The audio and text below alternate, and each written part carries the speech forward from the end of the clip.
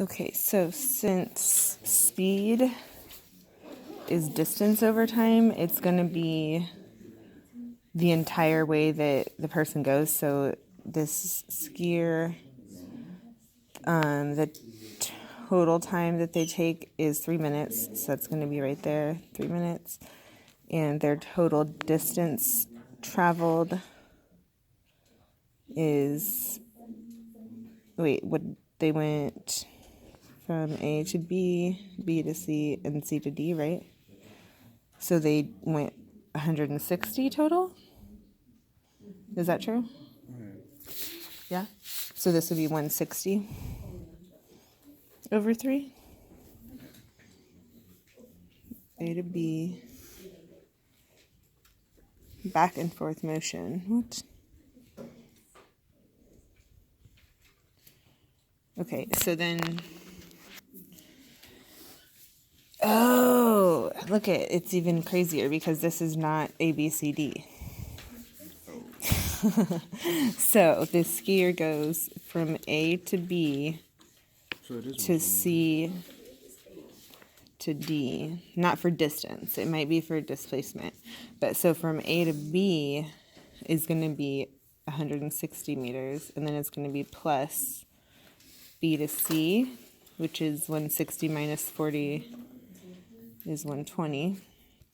And then it's going to be plus C to D, which is, 20, 40, 60, 80 meters plus 80. And then, is that it? A to B to C to D. Boom. So 120 plus 80 is 200 plus 160. Yeah.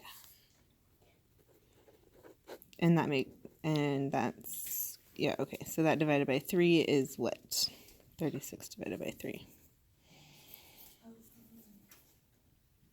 Not 12 or 120. 12 times 3, 36. 40? Because isn't that 120?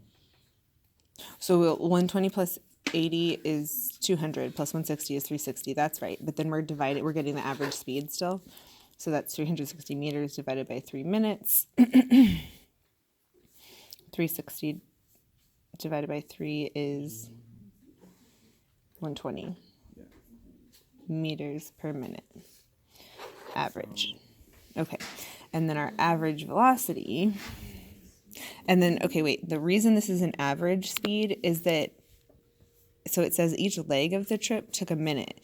So that means it took the same amount of time for this cross-country skier to go from all the way from here to B, that first 160 meters, as it did for them to go from C to D, which was like way shorter, half the distance. They probably got tired, right?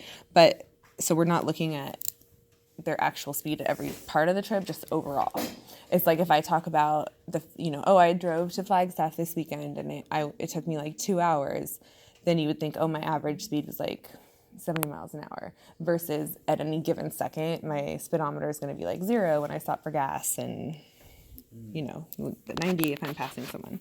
Okay, so velocity is a little bit more complicated to calculate because it's going to be displacement, not distance, which means, what is displacement going to be?